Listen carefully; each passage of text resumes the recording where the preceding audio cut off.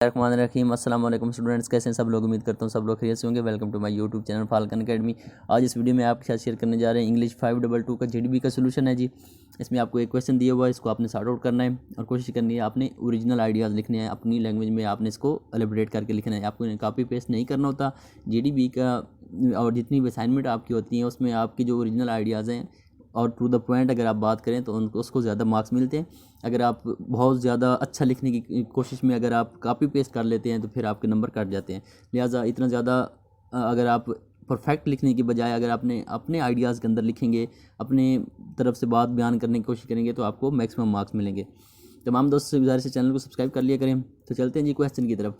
Will linguistics surpass literature in future, कि आपका जो लिंग्विस्टिक्स है, क्या आप समझते हैं कि जो लिंग्विस्टिक्स है वो फ्यूचर में जाके लिटरेचर को सरपास कर देगा, या लिटरेचर से ज़्यादा अहम हो जाएगा फ्यूचर में, या लिंग्विस्टिक का स्कोप ज़्यादा हो जाएगा लिटरेचर से।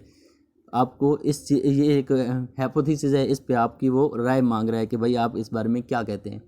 Built an argumentative analysis of your own on this hypothesis, आपने अपना एक आर्गूमेंट पेश करना है इस हाइपोथेसिस के ऊपर कि आपकी इसमें क्या राय है।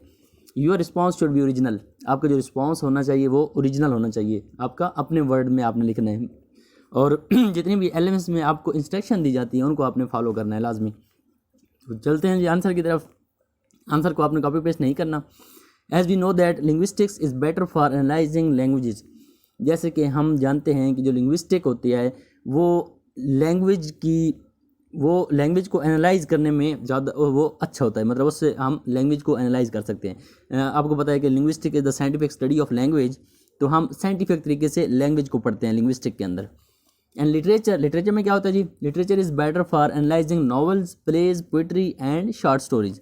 जो लिटरेचर होता है इंग्लिश का, वो उसमें आप एनालाइज करते हैं नॉवेल्स को, प्लेज को, स्टोरीज़ को और शॉर्ट स्टोरीज़ को, और पोइट्री भी इसके अंदर आ जाती है। तो आपको पता चल गया कि भाई लिंग्विस्टिक क्या है और लिटरेचर क्या है। Linguistic is the scientific study of language, analysing language, और literature is the study of analysing novels, plays, poetry and short story. तो ये दोनों जो हैं ये हैं इंग्लिश लैंग्वेज की टर्म्स। इसमें जो इंपॉर्टेंट फीचर है वो आप लैंग्वेज ही है। इंग्लिश लैंग्वेज अगर आपने सीखनी है तो आपको लिंग्विस्टिक भी आनी चाहिए, आपको लिटरेचर पार्ट भी आना चाहिए। तो इक्वली इंपॉर्टेंट है दोनों। They are both different things, ये दोनों मुख्तलिफ चीज़ें हैं।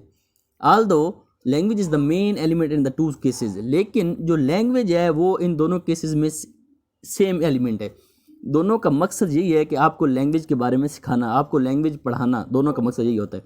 अगर आप लिटरेचर पढ़ रहे हैं इंग्लिश में या आप लिंग्विस्टिक पढ़ रहे हैं तो मकसद आपका यही है कि आपने इंग्लिश लैंग्वेज को सीखना है।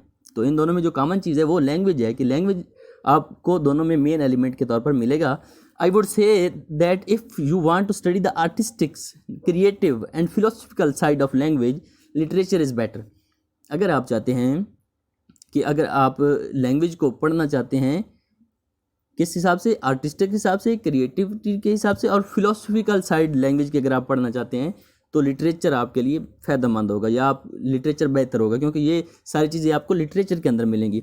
If on the other hand, अगर आप दूसरी साइड पे अगर आप you want a purely scientific approach to language, लेकिन अगर आप साइंटिफिक तरीके से या साइंटिफिक अप्रोच को मद्देनज़र रखते हुए लैंग्वेज को स्टडी करना चाहते हैं तो फिर आपके लिए जो लिंग्विस्टिक्स है वो बेटर है, वो बेहतर रहेगी।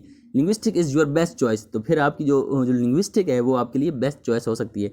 सो अगर हम इस चीज़ को कंक्लूड करें कि हम ये नहीं कह सकते कि फ्यूचर में जो है लिंग्विस्टिक्स वो ज़्यादा इंपॉर्टेंट हो जाएगी या जो लिटरेचर है वो ज़्यादा इंपॉर्टेंट हो जाएगा, इसकी बजाय इन दोनों की इक्वल इंपॉर्टेंस है। अगर कोई आपने इंग्लिश लैंग्वेज को सीखना है तो आपको ये दोनों चीज़ें आनी चाहिए, किसी एक चीज़ के बगैर भी आपका गुजारा नहीं हो सकता। तो हम ये नहीं कह सकते कि लिंग्विस्टिक्स फ्यूचर में ज़्यादा इंपॉर्टेंट हो जाएगा या लिटरेचर फ्यूचर में ज़्यादा इंपॉर्टेंट हो जाएगा। तो इसकी मिसाल मैंने आपके सामने इस तरह दी है कि you can not compare apples and oranges, so we can say that in the future linguistic will be better literature. तो हम ये नहीं कह सकते कि फ्यूचर में जो लिंग्विस्टिक्स है वो बेहतर हो जाएगा या लिटरेचर है वो ज़्यादा बेहतर हो जाएगा। यू कैन नॉट कंपेयर, उसकी एक मिसाल दे रहे हैं, apples and oranges even they are fruit.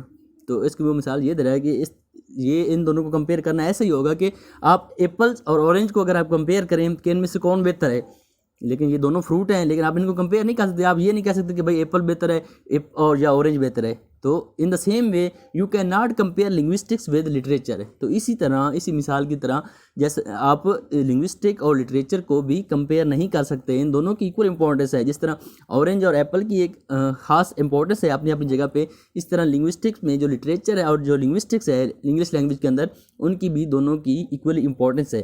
They are both equal important for English language learner. ये दोनों इक्वल इंपॉर्टेंट हैं किसी भी लर्नर के लिए जो कि इंग्लिश लैंग्वेज का लर्नर है।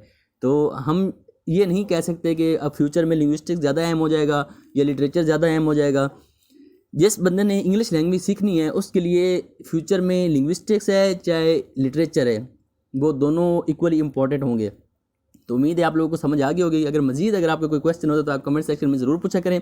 अपना ख्याल रखिएगा और अपने इस चैनल का भी। अल्लाह हाफिज़।